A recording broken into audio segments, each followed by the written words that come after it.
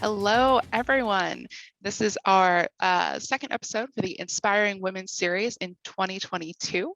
And I'm Jen Wells, co-founder of brandswan, here to introduce you to Emily Wang, who is an awesome person. She was nominated by Kelsey Stiles, who gushed about her. Kelsey told us that Emily is the assistant producer for the Dear Katie podcast. And she's also a lab technician at University of Michigan while continuing her education, right? Yes. Yes. And she has worked with some awesome nonprofits, including the Take Back the Night Foundation. So with that said, I'm going to go ahead and let Emily speak for herself and tell us a little bit about those different roles that she has. Of course. So I guess I'll talk primarily about the podcast since that's kind of where most of my activism work is going these days. So way back in the day, Katie Kessner was the first person to speak out nationally and publicly about date rape as opposed to stranger rape. And later she went on to found the Take Back the Night Foundation. So recently in the process of working with Take Back the Night, we thought about better sharing survivor stories with the public and discussing journeys of healing. So with Kelsey Stiles and Katie Kessner together, we developed the Dear Katie podcast. So the format of the podcast is that we share a story from a survivor and discuss a little bit about how their whole healing journey went and any lessons that they took away from that process. So that's primarily what I do on the media side. Other things that I do, of course, I'm a lab technician at the University of Michigan. So trying to complete my education. We're sort of seeing how that's going at this point. So I recently graduated from the University of Michigan and I continued to work in the lab that I worked at as an undergrad while looking at master's programs, PhD programs, higher education, etc. So that's currently what I'm doing sort of full time, and the Dear Katie podcast has sort of taken over the rest of my free time as, you know, what I'm really deeply passionate about and what I really hope to see come to fruition in the world. I really hope that people feel like they can share their stories and what they've experienced. So that's why I joined the podcast, and that's why I joined Take Back the Night Foundation and why I do what I do. Okay, if you had to pick, I mean, I'm sure there's a ton of things that you want to share with people, but what is something that people might not understand or might not know about gender-based violence that you think should be shared with everyone? Okay, so I think this can sometimes be taken a little bit controversially, so I want to make it clear that this is kind of a personal stance and not, you know, reflective of any organizations that I'm affiliated with. But I think people often think of rapists as, you know, evil, deviant people within society, and we kind of push them to the side. And this is not to say that I think we should forgive rapists for what they've done, but I think that mindset forces us, sort of distances us from our own complicitness in gender-based violence. And we kind of want to dissociate ourselves from people who commit that violence because it allows us to not take responsibility for the ways that we contribute to it. So that's, I think, really the message that I want to hit home, is that everyone has responsibility, and everyone needs to sort of contribute to this ongoing conversation. Yeah. Do you mind talking a little bit more about victim blaming and what that looks like? Because I think a lot of people are unaware that they do it. Like their mind's wired a certain way and they don't think twice about it. Yeah, definitely. And I think it's something that it's not just applicable to sexual violence, it's something that's applicable to almost everything. So I'm personally a survivor of sexual violence, and I remember a lot of, you know, the sort of thoughts that I had. Well, of course you should have said this, you should have done this. Here are the ways that you could have fixed that. You can't blame so and so. You can't, you know, hold them responsible for for their actions because you did this to contribute to that. And I think that is something that holds across almost everything, whether it be racism or class and those sort of conflicts that can occur between employers and their employees. I think all of those conflicts sort of hold that common thread of victim blaming.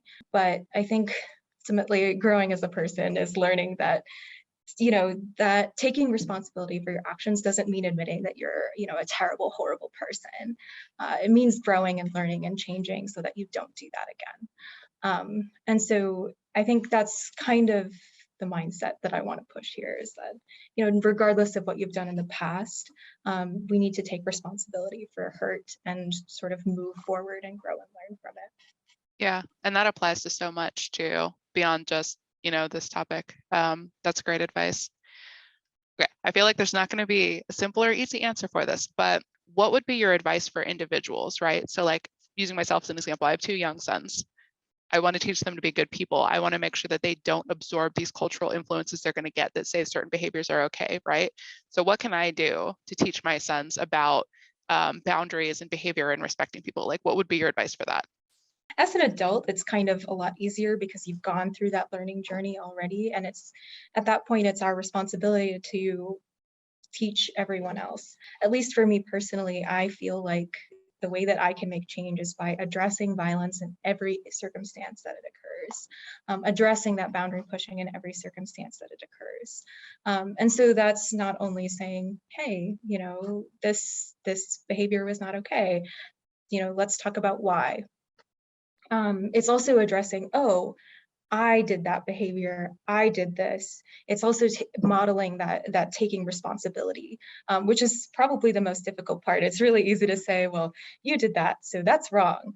Let's talk about why that's wrong, instead of, there are times where you're going to mess up. And modeling that sort of process of taking responsibility, I think, is really, really important.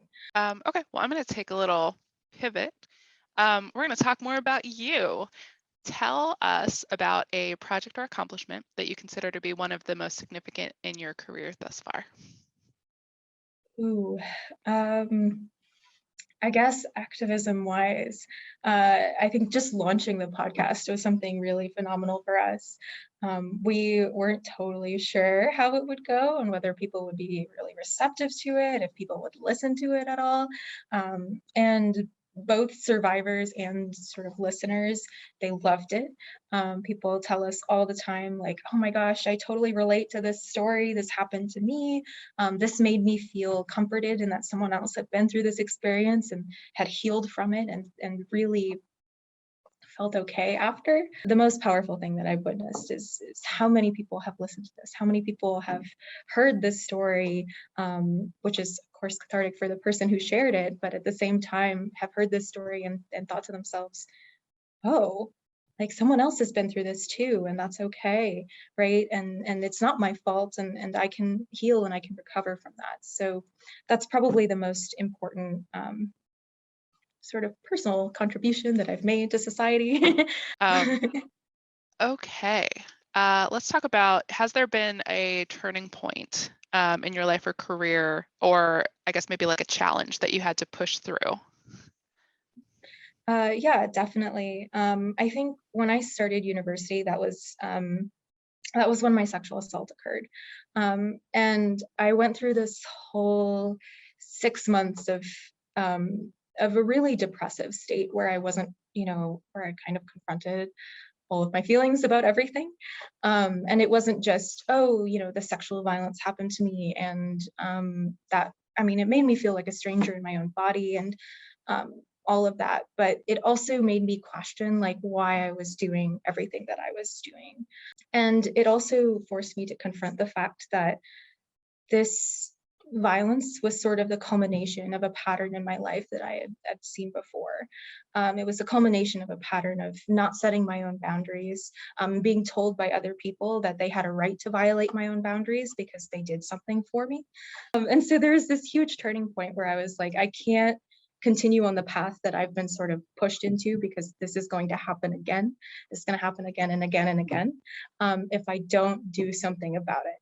So that was kind of my big turning point. That's what sort of pushed me towards sexual violence prevention work. It pushed me towards research that I was doing. It pushed me towards, Take Back the Night and a lot more of the things that I think I find fulfilling today, I found as a consequence of having to do that exploration. So, yeah. That kind of leads well into the last question, which I feel like that probably is the advice you'd give to your younger self. But what about either your younger self or another young woman? What advice or wisdom would you want to share with them? The thing that we're often told as young women is that, we are responsible for everyone else's feelings, everyone else's emotions, everyone else's whatever's, that we have to conform to them and make them comfortable, while completely negating our own comfort, our own safety, our own feelings, constantly being told that if we do anything for ourselves, that we're self-absorbed and selfish. I think I would probably tell my younger self and other young women it's okay to be selfish. It's okay, because if other people think that you setting boundaries and you focusing on yourself and what you genuinely want as opposed to other people is selfish, then they're probably not the best people to have in your life. And so I think I would tell them, do not be afraid. Don't be afraid to say no. Don't be afraid to be who you are, because there will always be people to support you. Just, for example, think of all the wonderful women who are going to be on this interview, and all of the wonderful women out there who are doing these crazy, powerful things. We're all doing it with each other's support, knowing that there are other people out there like us, and you're never alone in doing all of that. So yeah, don't be afraid. Don't be afraid to be who you are.